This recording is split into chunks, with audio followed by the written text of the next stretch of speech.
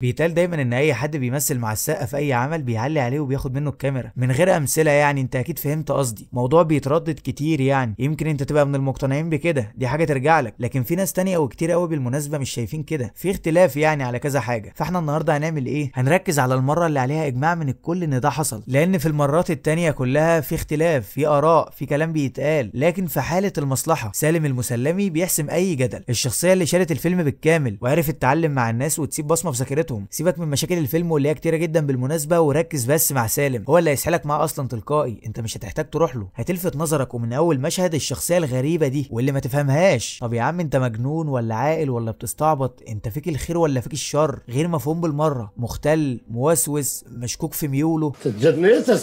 هنا بيبقى متعصب وبيزعق عشان ما حطوش للاسد اكل، وبيقول ما بتاكلوهاش ليه، هو مفيش رحمه؟ وبعد كده بيقول لابو فياض انا عايزه مجزره، مفيش رحمه. هنا هو الشرير لكن يعني تحب وجوده على الشاشه، يعني عشان مسلي، دمه خفيف، مش تقليدي. هو في بس مشكله واحده، وهي اننا ما نعرفش حاجه عنه خالص، يعتبر تحسه ما كانش عنده حياه قبل الفيلم، ما تلاقيلوش حوارات جانبيه، فاهم؟ روتيني يا دوبك. بيعمل ايه؟ يتاجر في المخدرات، يزعق لام السعد، ياكل الاسد، يحمي سليمان من حمزه ويتحرش بابو فياض.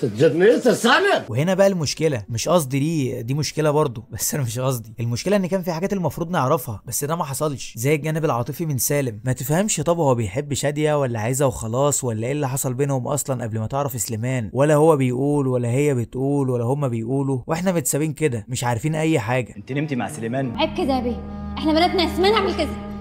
اخس يا كدابه، هي علاقه غريبه بصراحه، كان لازم ندخل فيها اكتر، زيها زي حوارات سالم مع شيخ العرب همام، الراجل الكبير جدا ده اللي ظهر فجاه واختفى فجاه. المفروض شيخ العرب ده حته تقيله عند البدو يعني، فاكيد كان ليه لازمه ودور عن كده، كان لازم يعني يظهر شويه كمان ويبقى له دور مهم ومؤثر. والحقيقه ده اللي كان هيحصل، عمر الشريف اللي كان هيعمل الدور وكان هيبقى مهم وطويل عن كده، مش اللي هو هيقول كلمتين لسالم وينطفي. لكن حصل ظرف والشريف ما عملش الدور، فهم اللي انطفوا وشبه شالوا الدور وحطوه في مشهد كده تقضيه واجب، وده قرار غلط جدا بصراحه. الشخصيه فعلا كان وجودها هيفرق، وكان هيخلق صراع تاني في الفيلم غير صراع تاجر المخدرات والظابط، وكان هيدخلنا اكتر في حياه سالم والجو بتاعه والمشاكل اللي بيمر بيها، حياته في سينا، فاهم؟ سينا اللي ما فيهاش حد بيتكلم سيناوي عدل غير سليمان المسلمي، مع انه كلهم المفروض عاشوا نفس العيشه وتربوا نفس التربيه. فين مصححين اللهجه بتوع الفيلم دول؟ تحسهم كانوا بيقبضوا عشان يعلموا فراج بس، لكن الحوار جيب فايده والله. فراج عمل اداء كويس، اللي هو لو هنرتب احسن اداءات المصلحه هنقول عز وصلاح عبد الله ومحمد فراج، دول كانوا الاحسن يعني. والمفروض نحط الرابع احمد السقا، لكن احمد السقا في الفيلم ده ما يستحقش حتى الترتيب الرابع، ما جاش نهائي ومكتوب غياب من اول اليوم. استنى بس واتقل، انا بحب السقا مش بهاجمه، في حلقه عندي اصلا اسمها ليه بنحب احمد السقا، ما تروحش تشوفها بالمناسبه، هي مش كويسه، كان يمكن يطلع منها احسن، زي دور حمزه بالظبط اللي كان ممكن يطلع بشكل افضل بكتير من كده، او يبقى احسن شويه على الاقل، مش بالشكل ده. لكن وجوده هنا في فيلم المصلحه زي عدمه، شخصيته كانت اقل من العاديه ومش قادره ولا عارفه تجاري شخصيه سالم، شخصيه نمطيه قوي لدرجه تخليك ما تفهمش هي نمطيه عشان مكتوبه بشكل نمطي ولا عشان السقا اللي عاملها، لان كل ادوار الظابط بتاعته شبه بعض وما فيهاش اي فرق. وهتلاقيه عمل ظابط بتاع 20 مره السنه دي، ما ظبطش من ال 20 دول غير ده، يعني يوم ما نفع كظابط ما ينفعش غير ظابط في عمل كوميدي، فده ما لفتش نظره لحاجه. باختصار السقا في المصلحه ما كانش موفق نهائيا، شخصيته كانت ممله وعاديه وما فيهاش اي تنوع، على عكس شخصيه سالم. جرب كده تركن كل مشاكل الفيلم وتركز مع سالم بس، هتلاقي نفسك طالع بتجربه كويسه، هتبقى مرضي وكله تمام. شخصيه لذيذه والله، ده حتى المشهد اللي المفروض كان يبقى الماستر سين بتاعه بقى ميم، والافيهات بتاعته واللازمه اللي بيقولها علموا مع الناس اكتر من الفيلم نفسه تقريبا. المشاهد اللي هي لما سالم يعلم على حمزه ويبقى سابه بخطوه دي انا بحبها قوي، زي المشهد ده اللي اتشهر اخر فتره، سلام للباشا وهو ماشي. والمشهد ده برضه لما الناس بتتلم على حمزه لما كان رايح لشاديه، وسالم بيعمل دخول رايق كده وبيقول لهم محدش يلمسه، محدش يلمسه، هذا في حمايتي، رجاله وبيدور على حق اخوه، هذا حقه. والله رغم كل حاجه بحب المشاهد اللي بتجمعهم سوا، وبالذات لما يجمعهم كادر واحد اللي هي كده بيبقى شكلها جامد بصراحه، رغم ان السقا هنا مش عارف يجاري عز حتى في الطول، مش مهم يعني هي هتيجي على دي، والمشكله مش فيها على فكره، والله لو جبت مين وخليته يعمل الشخصيه هتبقى وحشه برضه. ضعف شخصيه حمزه اللي حاسب على مشاربها في الاخر هو السقا، محدش اتكلم على مؤلف ولا على مخرج ولا على اي حد، هو احمد السقا اللي ما بيعرفش يمثل، وده كمان ساعد في انتشار الاسطوانه المتعارف عليها، فلان اللي كان بيمثل جنب السقا في العمل الفلاني علق عليه، السقا ما بانش جنب فلان، والكلمتين دول يوم ما كانوا بجد ما كانتش المشكله في احمد السقا. عز علق على السقا، ايوه علق على السقا، عز كان واخد منه الكاميرا، ايوه كان واخد منه الكاميرا، عز كان واكل منه الجو، دي حاجه حقيقيه، لكن المشكله مش فيه، ده حصل بسبب قوه شخصيه سالم قصاد ضعف شخصيه حمزه. كتابيا كان الفرق شاسع، فرق السقا اتظلم فيه. بص كده على الفيلم هتلاقي ان اي احتكاك بيحصل بين سالم وحمزه، حمزه بيبقى الطرف الاعبط فيه، وسالم بيبقى سابقه بخطوتين 3 4، وهو ما بيعملش اي حاجه غير انه يشخصنها معاه، رغم ان اللي قاتل اخوه سليمان اصلا، ده اخوه اصلا مقتول بالغلط، يعني صباح الفل ده مات في حادثه. بس دي مش اكتر حاجه بشوفها مستفزه في الفيلم، العمل هنا مش عارف يحدد بطل. يا معلم انا مراعي انك عايز تجامل الطرفين وتقسم الفيلم عليهم، بس مش كده. فين بطل القصه دي؟ ما فيهاش مجامله. النقاش ده هينتهي فورا لو قلنا ان سالم هو البطل. المشكله بقى هتبقى فين لو افترضنا ان البطل حمزه، لان شخصيه زي دي مش هقول لك ما ينفعش تبقى بطل فيلم سينما، دي ما ينفعش تبقى بطل في فيلم السينما. شخصيه فاضيه هوا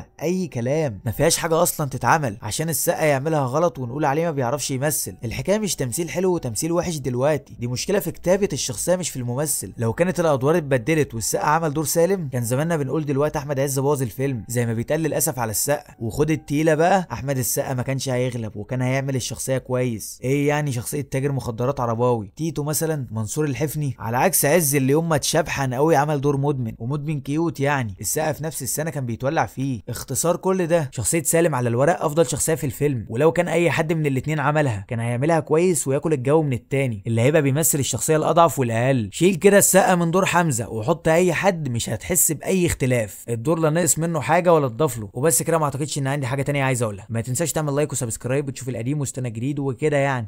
ما تنساش تعمل لي فولو على فيسبوك كمان لو مهتم. الليمبي طلع مش كوميدي، هو والف مبروك وعسل اسود واكس لارج وغيرهم. اخر فتره بقيت تلاقي اي حد يوم جايب فيلم كوميدي يهلك من الضحك ويقول لك على فكره ده يا معلم مش فيلم كوميدي، انت فاهمه غلط والسينما بريئه منك يا واخد عشان بتضحك عليه. حوار طلع اليومين دول واتهرس هرس يعني، بس ده مش موضوعنا. احنا النهارده بقى هنعمل عكس كده، هنجيب فيلم المفروض هو جد جدا والمفروض كمان يتاخد بجديه، لكن قلب من اللي بيعملوه بكوميديا. كوميديا حرفيا بتضحك اكتر من ممثلين متصنفين على انهم بيمثلوا كوميدي. وبما انك ما بقتش لاقي حاجه كوميدي تشوفها من بعد ما طلعت كل الاعمال دي مش كوميديه، فيلا تعالى بقى نشوف لحلم العمر فيلم كوميدي. لكن قبل ما نبدا الحلقه وقبل ما نقول اي حرف، محتاجين نقف عند حاجه كده، ويا ريت حد من اللي اشتغلوا على الفيلم يجاوبنا عليها. الراجل ازاي كان عنده اخت صغيره وهو شاب وابوه ما كانش موجود لما كان صغير؟ ويا ريت ده يحصل بسرعه يا انتاج، ما تخلوش دماغنا تحدف، سوء الظن وحش. طب ليه بقى الفيلم كوميدي او الفيلم قلب من اللي بيعملوه كوميدي؟ ببساطه بسبب الافوره والمبالغه الزايده. يعني في حاجات في الفيلم هتبص لها كده وتقول ما كانش لازم المبالغه دي برضه. اولهم مثلا لحظه بدايه ابوخ وامسخ علاقه في تاريخ السينما المصريه، علاقه نور واحمد AKA ابو علي وحبيبه. مين علي وحبيبه دول؟ ولادنا يا احمد. من اول نظره كده عارف اسمها وعارف انها صاحبه محل ورد، وتخيل حياته معاها كمان، اللي هو لو كانت وقفت قدامه شويه وما مشيتش كان زمانهم اتخطبوا او يمكن اكتر. علاقه غريبه والله، مليانه بالمحن والتلزيق والسهتنه وسوء الاداء التمثيلي. الاتنين ما شاء الله عليهم مش عارفين يمثلوا وفاكرين ان التمثيل ده طريقه معينه لو مشيت عليها يبقى انت كده بتمثل تمام. هو مثلا كان واخد سكه العياط والشحتفه، وهي بقى كانت ماشيه في حوار السهتنه والبراءه والجو الملائكي ده، كانت بتتملك علينا حتى في طريقه الكلام والله. يعني الراجل في الفيلم اسمه احمد، بس هي مش بتعتمد حرف الدال، مش في القاموس بتاعها.